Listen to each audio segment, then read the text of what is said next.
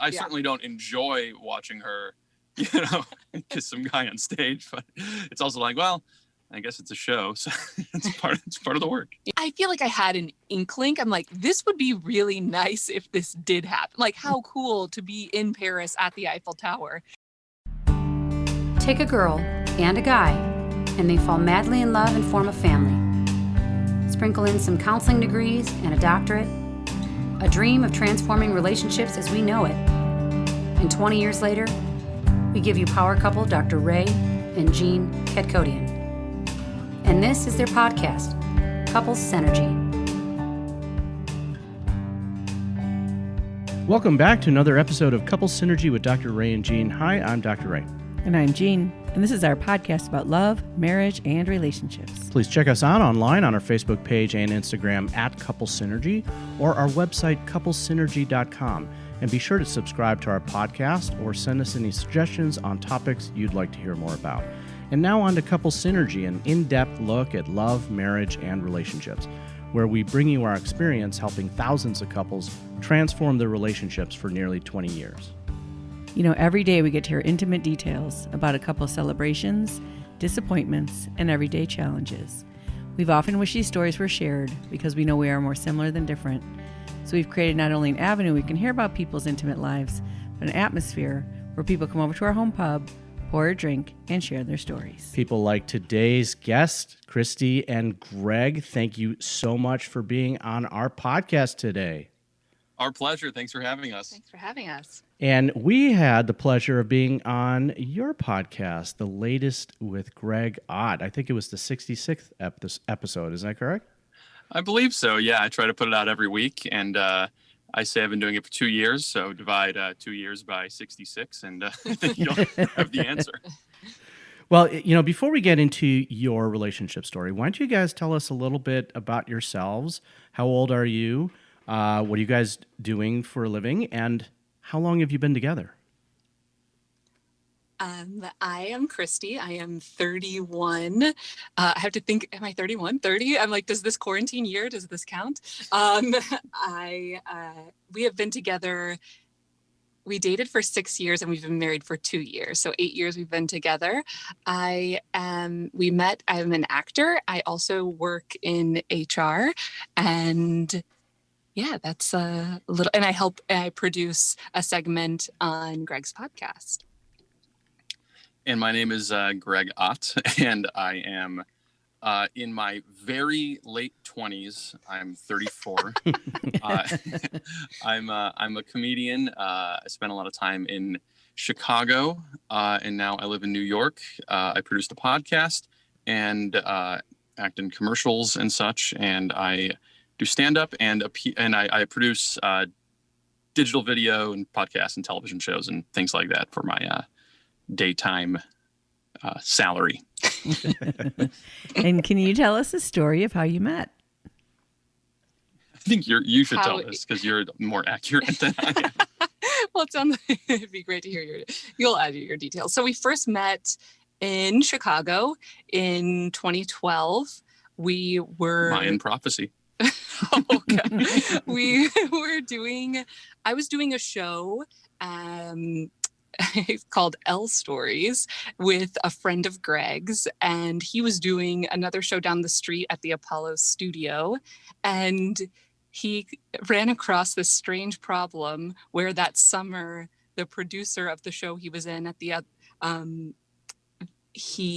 they didn't have, like, the rights for the next show that was coming up fell through, and so he had already paid for the space, but he didn't have a show ready. And he's like, I only have like 2 weeks to put together a show. What am I going to do? Like this, like, it's just an odd problem to have, because in Chicago, you usually have actors, but you don't have the money. And they had the money, but they didn't have a show. And so Bob said, oh, well, I have some friends. We'll put together a show. We'll figure something out. So I was doing a show with Bob, and he said, so there's this, we've got to put a show together. There's this strange issue where he's already paid for everything. I feel like we have to do this.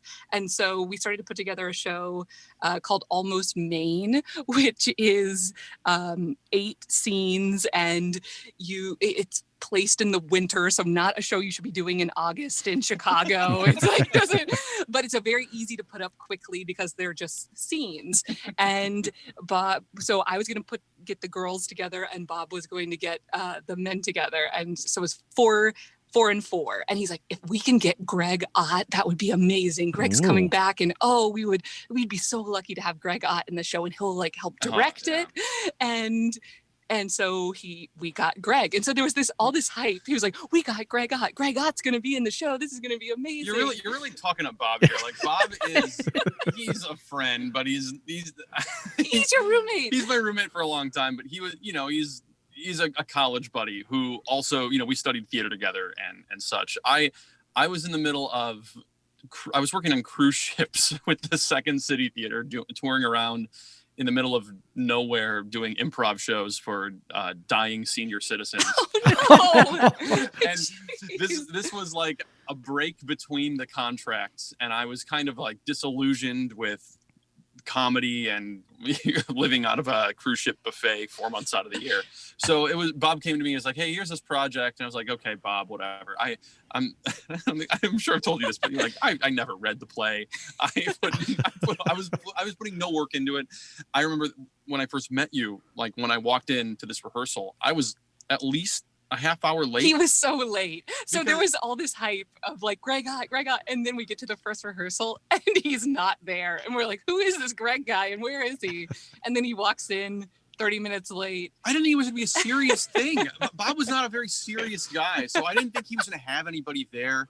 And, I stopped and got like a grilled cheese at this like little corner deli. Like, yeah. He shows up late with his coffee, still hot, and we're like, okay. And he looked just like Michael Cera. I'm like, please. Michael Cera just walked in the room. I'm picturing you walking in with your entourage. It's like, where is my Evian water? And yeah. I wish I'd kill for some. And that's when we first met. And he was in the show, and then he also directed the show. So as he said, he didn't read the play, so he would give me directions sometime, and it would be like, well, make sure, like a small detail on something that it made it clear that he had not read the play, of like, oh, don't, pull that out of your pocket at that point. It's like, oh, that's actually a part of the story. So I remember there was one moment where he like went out of his way to like give me a note on something. And then I corrected him on the note and said, no, that's, I wouldn't need to do that because of X, Y, and Z. And it kind of like put him in his place, and he was surprised by it. And he's like, you could tell he just kind of like took note of that. He's like, oh, okay, keep doing what you're doing then. It was like, I'm very good at like just coasting by. Usually people don't call me out on my hijinks. Hijinks. That's a charitable way to put it. Yeah. So we met first doing that. It was through that show, and that's how we met. And we've done a couple of shows. So you're smitten by her putting you in your place. It was very,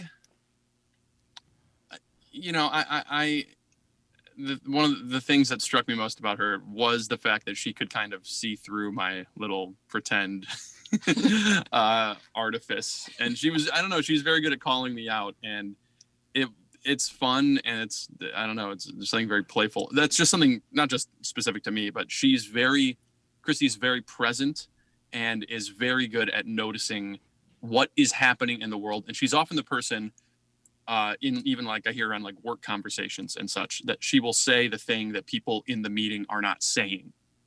She's just very, very aware of the world around her. And that's among the first things I noticed, besides her pretty face. How did you guys know you were a couple? So then we like dated for a while, and I am not one, like before Greg, I was not, I never was like serious about it. Was always like you date for a bit, but then it's like, okay, this isn't a thing. I would always say it takes like 3 months to know, and I'd rather be working on a show. So it was probably 3 or 4 months where it was like everybody else was saying, you're obviously together, you're obviously a thing, but we were like, yeah, whatever. Like we kept it very casual for it was a while, yeah. For a while. And then I think it was like in the next year, it was like, okay, let's make this official. But we're also it was not a serious thing. We're like, change is nothing, you know? So we had, I guess to answer your question, like 3 or 4 months of us dating, and before we were like, we're a couple. Now, Greg, I don't know if you want to tell the story, but you had mentioned a little bit there was some kind of raciness in the beginning where you guys had a role to play in a play, and it was a little kind of awkward. So it's an odd story.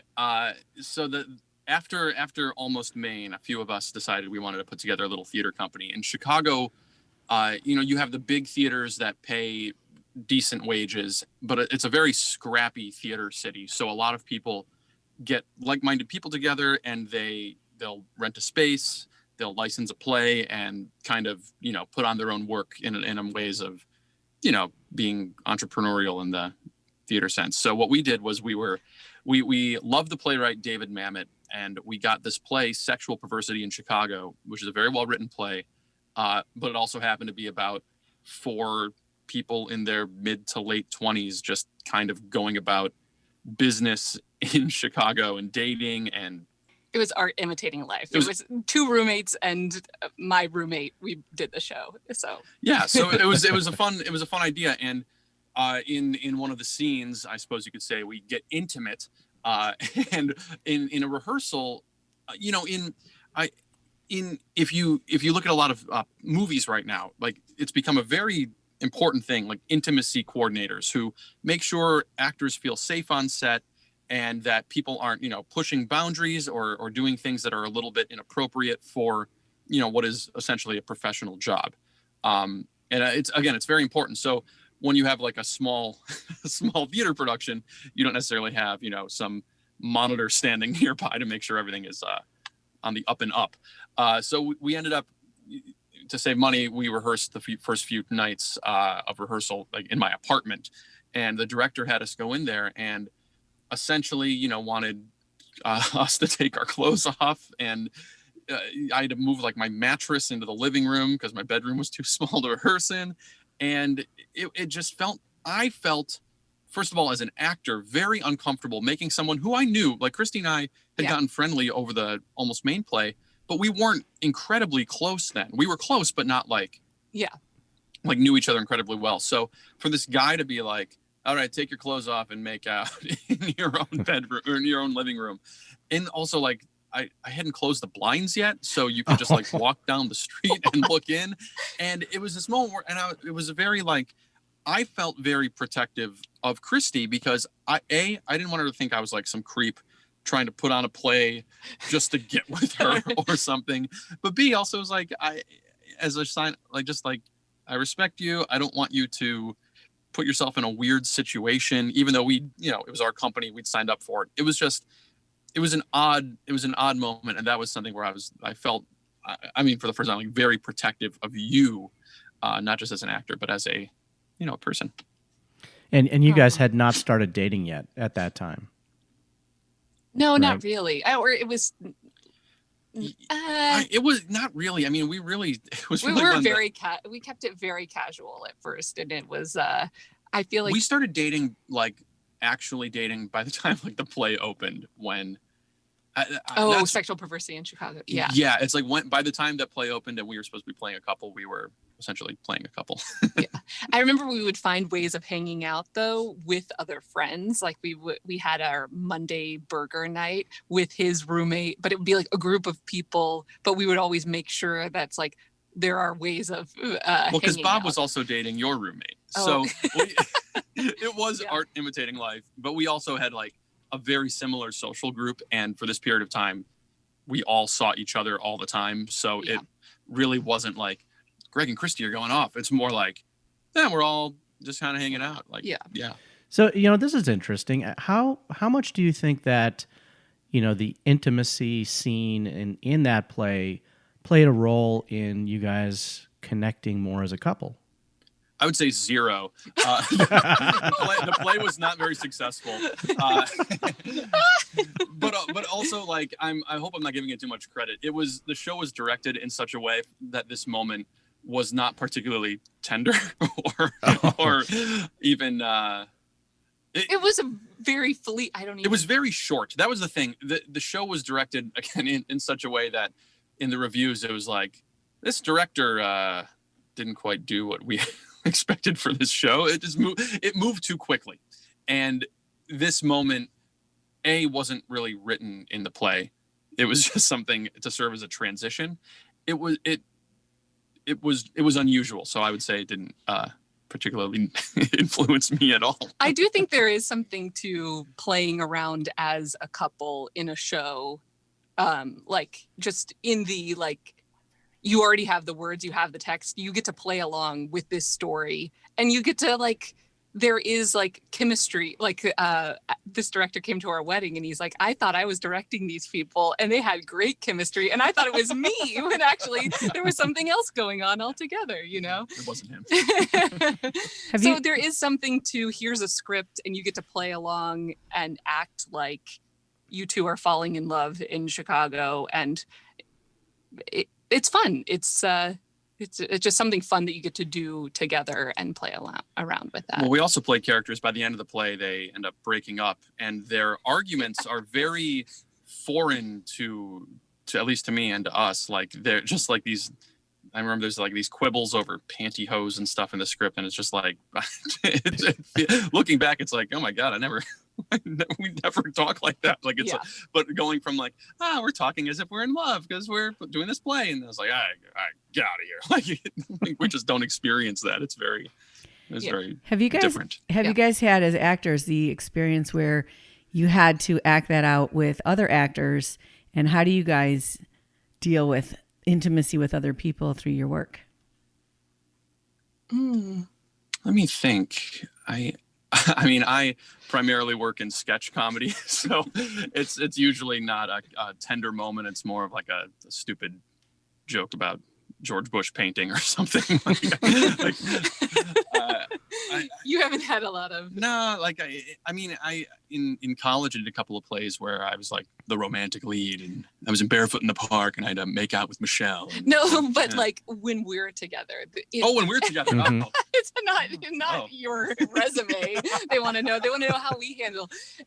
So I've done scenes, and it's, I don't know, it's what you're telling a story, and it's a part of the story. It doesn't bother me, and it's I know some couples are like, we avoid intimate scenes. Greg will jokingly be like, whoa, that kiss was a little too long, or he'll make like little jokes about it, but it's I feel like it's a part of being an actor, and it's not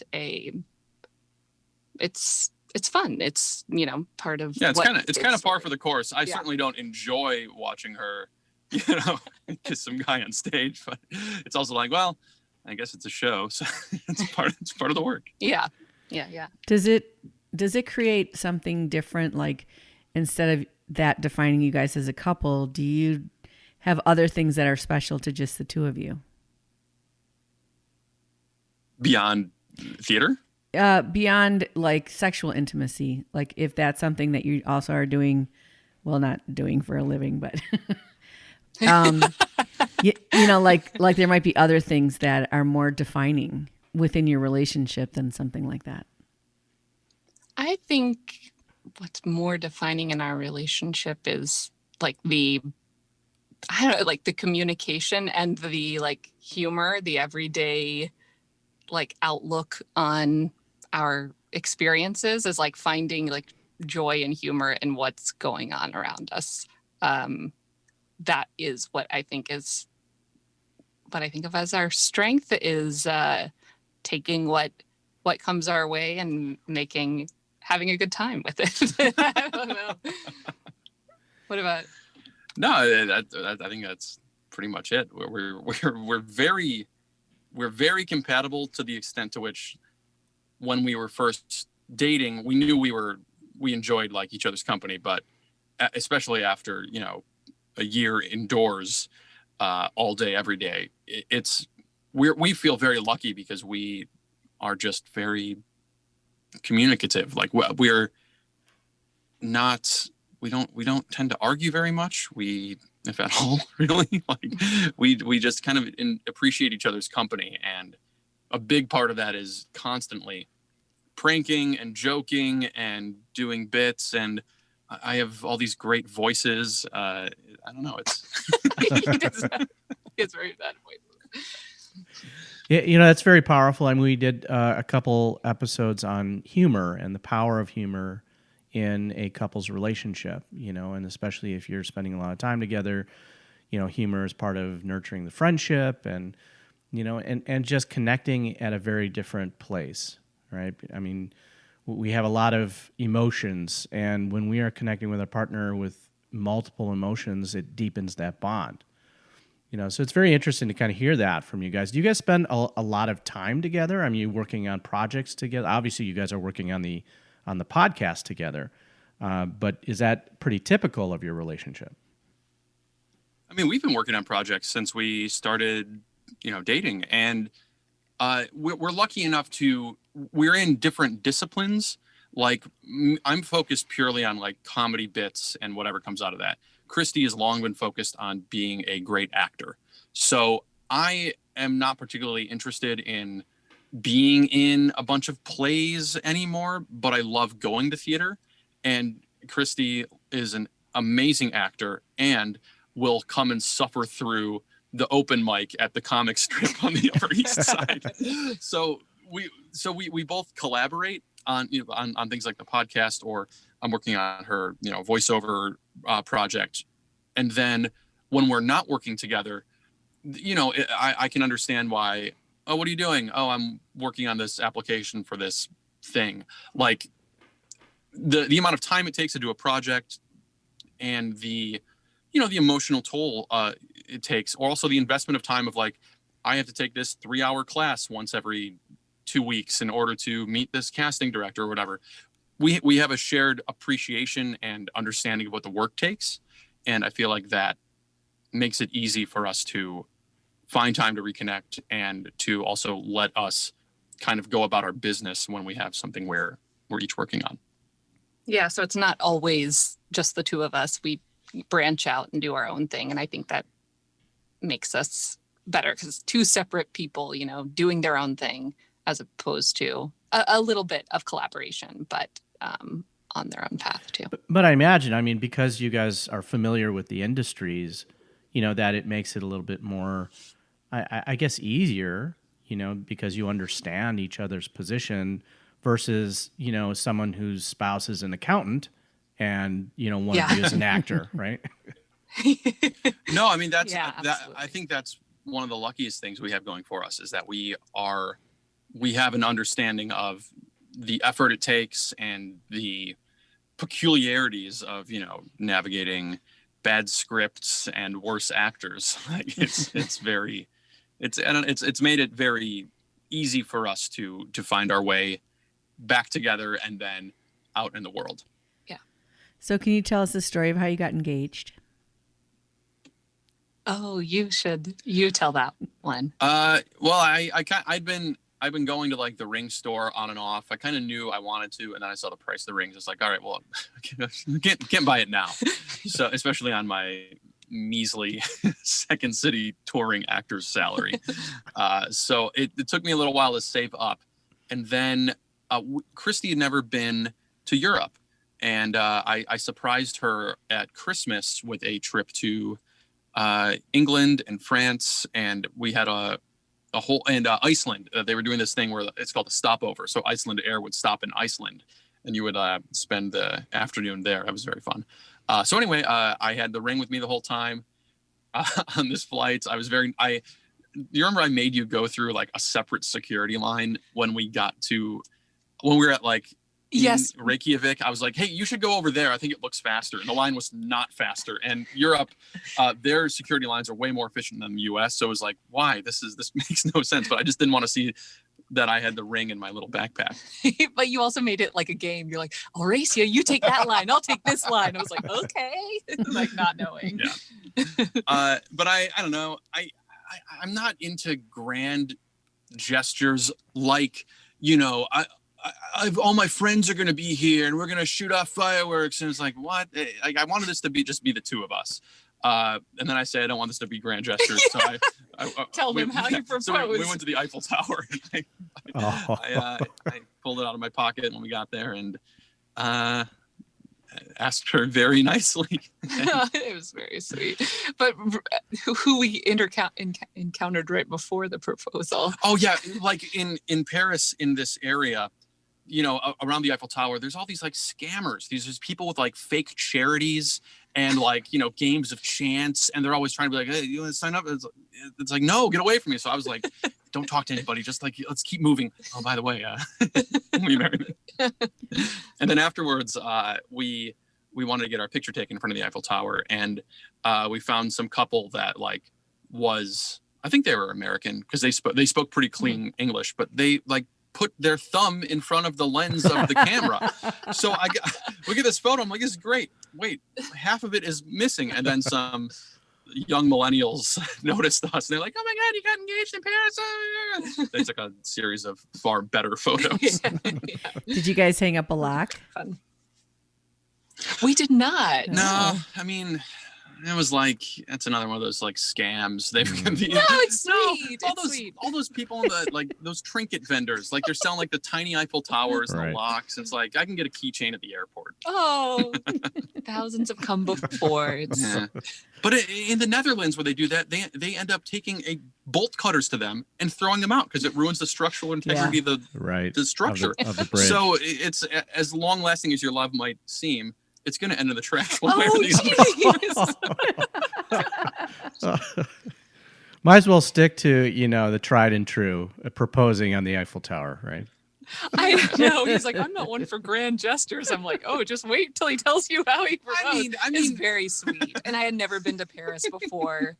And I used to like decorate my room with like Paris, stuff. And it was enough to just get a trip to go to Europe and then that on top of it. And it was very sweet because we hadn't really talked about it. We really never talked about it. Yeah. And like, not even just the idea of getting engaged. It just never really. But the day of, he was, I was like, I feel like he's nervous in a different way. There's a very different energy. Well, because it wasn't the last day of the trip or second to last. It was like, it was going to be our last full day in France. So I wanted to do it then. Yeah. And the day before I wanted to do it, but I was kind of like, I don't really feel like it. Like, it just wasn't, it's not that it didn't feel right. I just like kind of wanted to have a normal day. Yeah. and then I wanted to save. Kristi, you didn't know that this was going to happen then? No, I didn't. Okay, so you had no inkling. Know. Okay. Well, I feel like I had an inkling. I'm like, this would be really nice if this did happen. Like, how cool to be in Paris at the Eiffel Tower. So and he had this really weird, like excited, like trying to act cool energy that I was like, I feel like this could be happening today. And I'm like talking to myself like, okay, cool down. Like, maybe this is not it. Maybe you don't know, but because I was also trying to find like there's a really beautiful like promenade and garden outside of the Eiffel Tower, and I was trying to find at least a relatively secluded place to give you the ring, and that's where again all these like people it wasn't like a fake deaf charity, and they were like going like it was so it's maddening because I see these scams. They're all over. Every big city has them, but it was like please, and we don't speak French. So it's like what is go away? I don't know. It was work for me. I had to like make sure I had to like scout out an area, and then I don't know. It all worked out. Then we got some champagne at some nice little restaurant across the street. Yeah. Did you include any family members that you asked permission, or they knew about it, or were you just you were keeping that secret to yourself? No, I did I'm an old fashioned guy. I wanted to talk to Kristi's dad, and I didn't want to ask permission. That feels unusual to me, but I wanted to get his blessing, or at least his acknowledgement and approval of what we were doing, or what I was going to do. But I'd been trying to reach him for a very long time. he had like 2 cell phones, so I never knew which number to call, and it's not like I called him all the time. You know what I mean? Yeah. But I finally got a hold of him. I'd just done a show in like Nebraska or something, and I'd landed at O'Hare, and he finally called me back. And this was just a few days before we were leaving for the vacation. And I've been texting I think your mom, like, hey, is he around? Or I forget. Yeah. But, you know, it's like, oh yes, this is a very important phone call. And here I am at the airport, and I think I'm transferring to another flight. So by the way, can I marry your daughter? So he said yes, right? Yes. He was very kind. What if he said no? You're like, well, I got to go get on this other flight. See ya. Oh. So throughout your relationship, have there been anything that were like unexpected challenges, or how do you guys get through things when there's big shifts in life? I would say unexpected challenges, I would say, is like moving to New York together. That's been our first, big adventure where it's the two of us, and you realize that we had like a built up community in Chicago, and then all of a sudden not having that, and then like relying on each other and, just exploring a new city together. Very fun. But then you realize, you rely on each other in a different way when there are fewer people from your community with you. You're building a new community together, and it's exciting, but it's just different. I would say that's the biggest. I don't know if that's even. Yeah, it's like challenge. It was a big change. I mean, yeah. we went from having a pretty busy, not just social life, but like work life, to almost a completely different lifestyle where like Kristi was working in an office, I was working from home. I was doing a different kind of. We were essentially like career change and lifestyle change. That was pretty big, and it took some time to adjust the city, but we I don't know, it's one of the best decisions I think we've made. Yeah. I mean, we love it out here. Now, your industry, both your industries, are really impacted by COVID and the lockdown and everything like that. I was wondering if that was a challenge for the two of you, and how did you guys face that? Well, I know for me it was a drag. I had on the weekend that New York City got locked down was also the weekend of my birthday, and I had some friends coming into town, and I had a slot at not comic strip, what is it? Stand Up New York. It was my first time doing a show there. I had another 2 shows lined up that same weekend at one at, I think it was. I had a bunch of shows lined up, and I really hadn't invited a lot of people out because I was still transitioning from sketch to stand up. So this is like my first big weekend to do stand up, and it all got shut down. Like, and they were even trying to do the shows the day of, and then like every hour they're like, might not be happening, not happening. And I know like from so many comics and actors have adapted to, they do a show outside or on a rooftop or over Zoom. I'm not against that. I think it's great that people are still doing that, but it's not the same. The experience is so different. Theater and acting and stand up and comedy and all that and music, it's all so communal, and without a room full of people to enjoy what you're doing, it just feels so different. And, I've been getting through this, I started the podcast before the virus hit, but it sustained me throughout it. If I didn't have that, I don't know what I would be doing, because I'd be going crazy. And I think once people decide it's their responsibility to take this vaccine, we're going to see more theater than ever before. Like the outpouring of people going to see live events is going to be crazy. And I cannot wait for that. Yeah. And people appreciating it in a different way. Yeah. So, Greg, we can edit this out if you don't like this question, but can you do a little bit for us? A bit. He's a walking bit. I'm struggling to think of one. I haven't done stand up in a very long time. It's funny. I did a whole segment. My full opening was about how I would work from home, and I was a freelancer. My first joke is something like, I'm a full-time freelancer, which is a nice way of saying I'm unemployed, but I own a laptop. And it kind of set up this whole bit I did about working from home, because I have worked from home as an actor, like, just picking up freelance gigs forever. And now I feel like I can't do this anymore because everybody's like, yeah, we know. We know. You're no longer unique. We all do it. So have you guys discussed the topic of children? It's come up from time to time. Well, my mom's gonna be so excited to hear what we have to say about this.